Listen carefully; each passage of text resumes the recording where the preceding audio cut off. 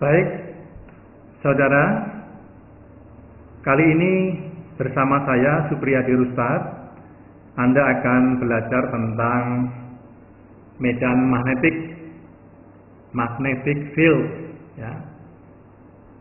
Ini sebuah jenis medan, sebagaimana dulu kita juga pernah belajar tentang medan gravitasi, juga medan listrik. Ya. Anda sudah belajar tentang medan gravitasi dan medan listrik. Nah, sekarang kita belajar tentang medan magnetik. Bahan yang saya pakai untuk perkuliahan kali ini menggunakan Fisika Dasar 2 dari ITB, karangan Profesor Mikrajuddin Abdullah 2017. Juga beberapa slide yang saya peroleh dari MIT OpenCourseware, termasuk juga bahan-bahan slide kiriman dari kolega saya, Pak Alexander Iskandar dari ITB juga, tentang elektromagnetisme. Tujuan daripada perkuliahan kali ini yang pertama adalah bahwa setelah selesai kuliah ini Anda diharapkan mampu menjelaskan perbedaan antara medan gravitasi, medan listrik, dan medan magnetik. Yang kedua, Anda bisa memahami perhitungan efek dari medan magnetik terhadap partikel bermuatan yang bergerak. Baik, konsep sebelumnya tentang medan ini mungkin bisa kita mulai dari the electrostatic field from an isolated charge. Ya, jadi sebuah muatan yang terisolasi. Di sini garis-garis ini adalah garis isolasi. Artinya kita hanya meninjau muatan negatif yang merah ini, ya, dan tidak ada kawannya. Kita ingin mengkaji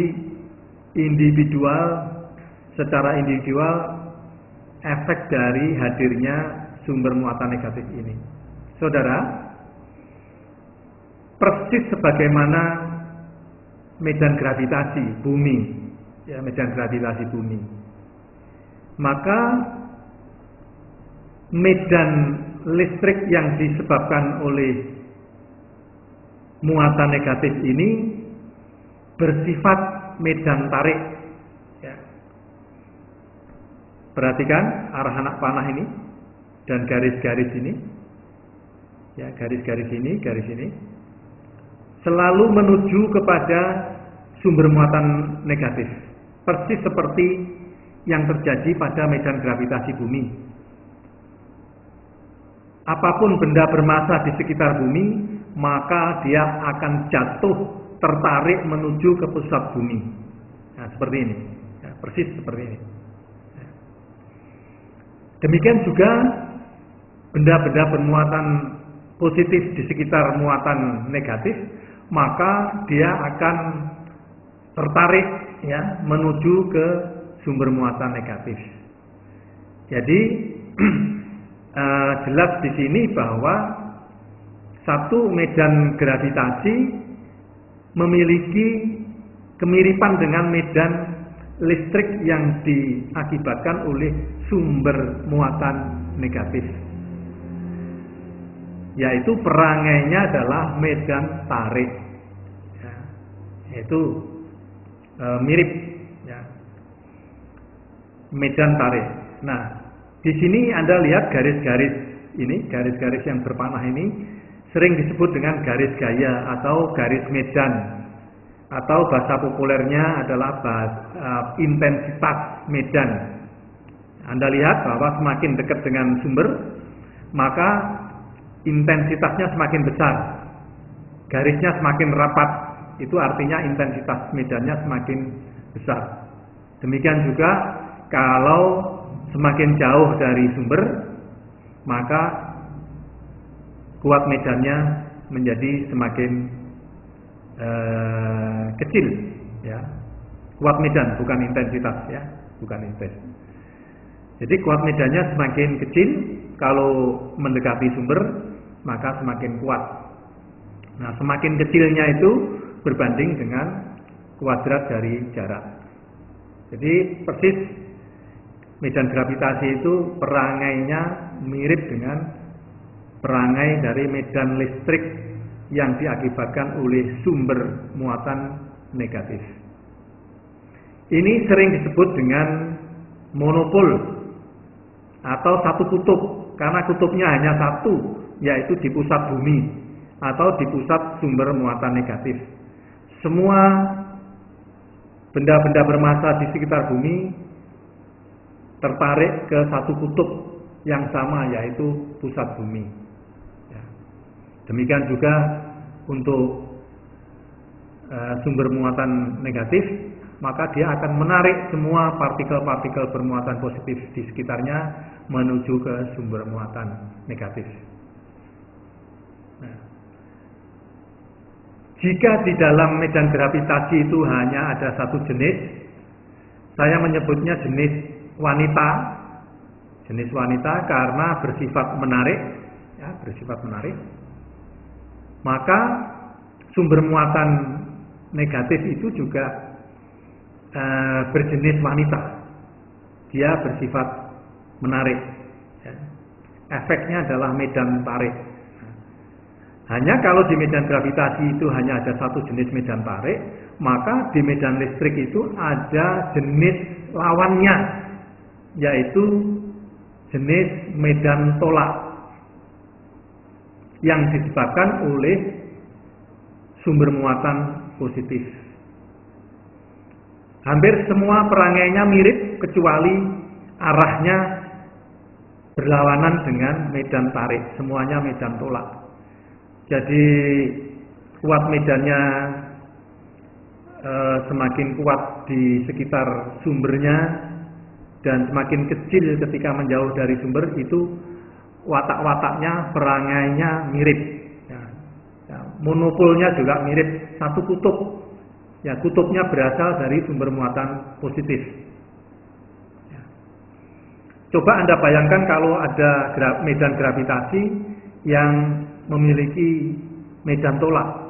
Jadi kita semua, ya, barang-barang kita akan terlempar secara radial menjauh dari bumi. Dan ini tidak ada, ya, tidak terjadi di medan gravitasi. Yang ada adalah medan listrik. Ada dua jenis. Jenis wanita yang di kanan ini, yang bersifat medan tarik, dan jenis pria yang bersifat menolak. Ya. Inilah perbedaan antara medan gravitasi dengan medan listrik. Meskipun sama-sama dua-duanya bersifat atau memiliki monopol, memiliki satu kutub, tapi bedanya adalah di gravitasi hanya ada satu jenis, di medan listrik ada dua jenis, ada medan tarik dan ada medan tolak. Ya. Nah, medan gravitasi ini tergolong medan lemah, jadi memerlukan ukuran satelit atau planet untuk memiliki efek gravitasi yang bisa teramati secara fisik. Medan yang diakibatkan oleh monopol, ya. Nah, sekarang coba kita pikirkan kalau kita punya kombinasi dari dua buah muatan, bisa positif negatif atau positif positif atau negatif negatif. Jadi ada kombinasi pria dan wanita, ya, pria dan pria, dan wanita dan wanita. Kalau mereka saling berdekatan, muatan positif dan negatif itu saling berdekatan, maka mereka akan membentuk dipol atau dipol, ya, keluarga, ya, satuan keluarga. antara pria dan wanita. Ya. Ini saya tidak tahu kalau pria dan pria ini apa namanya keluarga atau apa, saya tidak tahu. Ya. Tapi yang jelas saya ingin membahas bahwa ada dipol. Nah, ini mungkin kalau antara positif dan negatif begini, mungkin bolehlah kita sebut dipol dari keluarga sakinah, kira-kira gitu. Ya. Nah, yang menarik di sini yang berbeda dari sebelumnya adalah ketika kita punya dua muatan yang saling berdekatan dan kita kemudian membentuk sebuah dipol listrik seperti ini, maka medan listrik yang dihasilkan oleh dipol itu perannya berbeda. Perannya berbeda. Tapi prinsip-prinsipnya sama. Misalnya ini, dia berasal dari muatan positif, ya. Kemudian dia tertarik lalu masuk ke muatan negatif. Ini prinsip-prinsipnya sama. Prinsip berikutnya yang sama adalah di sekitar muatan, apakah positif atau negatif, kerapatan garis medannya semakin tinggi, yang menunjukkan kuat medannya semakin besar. Tapi berbedanya adalah bahwa kalau yang di sekitar monopol itu garis medannya berupa garis lurus, ini tidak garis lurus tapi garis-garis yang melingkar seperti ini, ya, garis-garis yang melingkar seperti ini. Nah, gitu.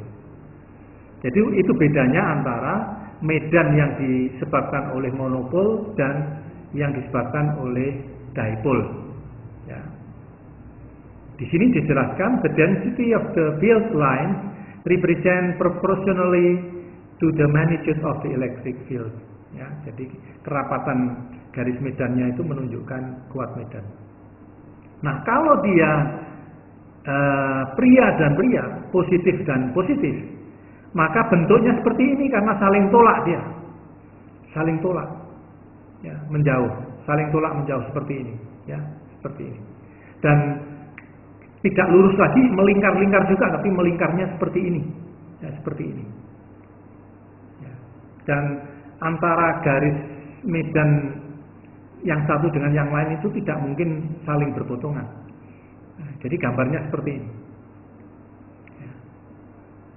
Anda masih saksikan bahwa di sekitar muatan garis medannya semakin rapat, ya, semakin rapat. Ini menunjukkan medannya semakin besar. Ya. Oke, itu barangkali sudah bisa membedakan antara medan yang disebabkan oleh monopol satu kutub dan medan yang disebabkan oleh dipol. Ya. Oke, sekarang kita ke formula matematis dari medan gravitasi, medan listrik, ya. Seperti Anda lihat di layar kiri ini, medan gravitasi itu sumbernya adalah massa, ya, sumbernya massa. Kalau medan listrik sumbernya muatan. Kalau massa itu ya kilogram, ton dan seterusnya. Kalau muatan itu ya kolom, ya, kilo kolom, mega kolom dan seterusnya. Sedangkan ini adalah G, ini adalah medan gravitasi. Ini adalah konstanta gravitasi umum. Ini adalah massa benda yang kena medan itu. R kuadrat ini adalah kuadrat jarak antara benda yang kena medan itu dengan sumbernya, dengan pusat bumi. Formula matematiknya medan gravitasi dengan medan listrik itu mirip. Saya tidak mengatakan sama, tapi mirip. Notasinya kalau di sini G, di sini E, ya. Di sini G besar, di sini K. Ini konstanta saja, ya. Jadi ya, ini dibaca konstanta saja. Di sini massa, di sini muatan, bawahnya sama persis jarak. Ya. Demikian juga gaya gravitasi, ini adalah massa kali medan gravitasi. Kalau gaya listrik adalah muatan dikalikan medan listrik. Nah, sekarang perhatikan kalau seandainya ini kita punya dipol, Yang biru ini yang positif, yang merah ini adalah negatif. Maka kita punya namanya dipol listrik P. Ya, ini simbolnya P ini. Punya dipol listrik P yang punya efek memutar sehingga dihasilkan sebuah momen putar atau torsi atau torka sama dengan P dikalikan dengan medan listrik. Ungkapan cross ini untuk sementara Anda Anda maknai kali aja. Nanti saya jelaskan bagaimana operasional dari cross product itu. Tapi ini Anda baca bahwa momen ini sama dengan dipol listrik dikali medan listrik. Oke. Nah, medan magnetik atau magnetik batang itu selalu punya dua kutub, yaitu kutub selatan dan kutub utara. Ya. Kalau dia ada dua magnet batang yang seperti ini, kiri dan kanan, maka kalau kutub utara didekatkan dengan kutub selatan, maka dia akan tarik-menarik. Bahkan ini bisa menyatu ini, dua magnetik ini. Nah, dua magnet batang ini bisa menyatu. Tapi kalau ujung utara didekatkan dengan ujung kutub utara, maka dia akan menjauh. Jadi watak-wataknya mirip dengan muatan, ya, like poles repel. Maksudnya kutub yang sejenis ini akan menolak, ya, repel. Opposite pole, kutub-kutub yang berlawanan ini akan menarik, attract, ya, opposite pole attract, gitu. Oke. Nah, ini adalah magnetik batang. Jadi sama dengan di dipol listrik tadi, ini seperti muatan positif, ini seperti muatan negatif. Medannya berasal mengalir, ya, tanda kutip mengalir dari kutub utara lalu menuju kutub selatan. Selalu begitu. Dari utara ke selatan selalu begitu. Ya. Jadi di dalam magnetik batang itu selalu ada dua kutub, a magnet has two poles. Selalu, ya, north and south, ya, utara dan selatan. Magnetic field lines lead from N and at S. Artinya bermula di utara kemudian masuk di selatan, ya. Medan magnet atau magnet batang itu dipol, ya. Dia create dipol, medan dipol, ya, medan dipol. Nah, gitu. Arah-arahnya seperti ini. Pertanyaannya adalah apakah ada massa magnetik atau muatan magnetik? Jawabannya tidak ada. Ya. Magnetik monopol tidak pernah ada. Kalau ada batang magnet ini dipatahkan menjadi dua bagian, maka otomatis masing-masing akan menjadi batang magnetik sendiri. Ya, yang ujung kiri, ya, paruh kiri, ya, ini yang kiri adalah kutub selatan, yang kanan ini kalau dia patah otomatis dia akan menjadi utara atau menjadi north karena harus berpasangan dengan south. Sebaliknya pecahan di sebelahnya kanannya akan otomatis berubah menjadi south karena dia harus berpasangan dengan north. Ya. Itu prinsip-prinsip medan magnetik. Jadi tidak ada monopol magnetik, yang ada adalah dipol magnetik. Seperti halnya dipol listrik positif dan negatif. Ya. Pertanyaan magnetik monopol ini ditanyakan, ya. Jadi kira-kira resumnya seperti ini. Jadi elektrik dipole ini positif dan negatif, ya. Ini negatif, muatan negatif dan positif. Ini dipolnya arahnya seperti ini. Ya, seperti ini. Nah, kalau di medan magnetik, ya, maka namanya bukan P tapi namanya mu. Ya. Nah, di medan listrik atau di muatan listrik dua ini, dipol ini, kalau dia dipisah, masing-masing akan menjadi monopol. Ya. Dia akan menjadi dua monopol. Monopol negatif dan monopol positif. Kalau masing-masing ini dipisah. Ya. Tapi kalau di medan magnetik ini nggak akan terjadi. Ketika dia dipisah, maka masing-masing pecahan itu akan menjadi dipol yang lain. Jadi ketika dia dipisah, dia akan menjadi dua dipol. Nah, itu bedanya ya. Jadi magnetic monopole don't exist in isolation. Nah, ini adalah persamaan Maxwell yang sebenarnya berasal dari persamaan atau hukum Gauss ya. Yang sebelah kiri ini hukum Gauss tentang medan magnetik ya, yang ini hukum Gauss tentang medan yang sebelah kiri ini hukum Gauss tentang medan listrik, yang di sebelah kanan ini adalah medan magnetik. Apa yang Anda baca di persamaan ini, Anda tidak perlu worry ya dengan memaknai persamaan ini. Ya, saya bersama Anda nggak perlu cemas. Yang di ruas kiri E dikalikan dA ini bisa dibaca medan dikali luas. Ya, medan dikali luas. Di sini ada integral rangkap begini dan tertutup. Maksudnya apa? Maksudnya adalah integral itu menjumlah. Apa yang dijumlah?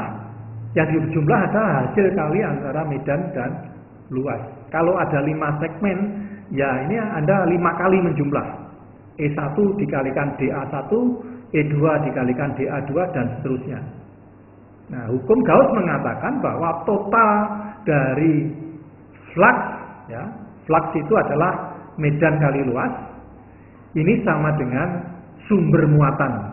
Ini sumbernya berupa muatan. Karena di medan listrik itu sumbernya adalah muatan listrik. Ya, sedangkan yang di bawah ini adalah konstanta saja, ya, konstanta. Nggak perlu terlalu dirisaukan. Jadi sumber dari medan listrik itu adalah muatan. Ya, ini menurut Gauss, ya, menurut Gauss. Nah, yang di sebelah kanan ini ekspresinya sama persis, formula matematisnya sama persis. Bedanya kalau di sini E, di sini B. Ya, karena ini adalah medan magnetik. Ya. Ini juga demikian.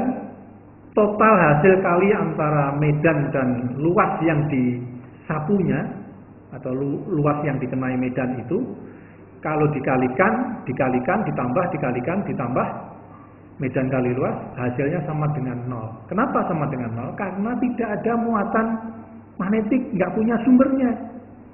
Jadi medan magnetik itu nggak punya sumber muatan. Makanya hukum Gauss mengatakan jumlah atau fluxnya itu sama dengan 0. Ya, sama dengan 0. Ya, kalau di total, ya, per segmen tentu tidak 0, tapi kalau di total sama dengan 0. Ini hukum Gauss tentang medan listrik dan medan magnetik. Ya. Baik, sekarang saya ringkas, ya, buat resume tentang medan gravitasi, tentang medan listrik dan magnetik. Jadi kalau medan gravitasi itu sumbernya adalah massa. Ya. Sumbernya massa, kalau medan listrik sumbernya adalah muatan, baik positif atau negatif. Sedang sumber medan magnetik itu tidak memiliki magnetic monopole, tidak ada sumber muatannya. Ya. Yang G ini adalah medan gravitasi, ini adalah medan listrik, ya. Seperti yang sebelumnya. Ini adalah gaya gravitasi, ini gaya listrik. Namun di sini saya ingin menganalogikan, ya. Kalau kita punya dipol P untuk medan listrik, maka akan ada torsi sebesar P dikalikan dengan medan E. Ya. Hanya bedanya kalau di medan magnetik, ya, ekspresi matematisnya sama persis. Ya. Torsi atau momennya itu sama dengan dipol magnetik, ya, mu dikalikan medan. Nah, itulah konsep-konsep atau formulasi matematik tentang medan listrik, medan gravitasi, dan medan magnetik.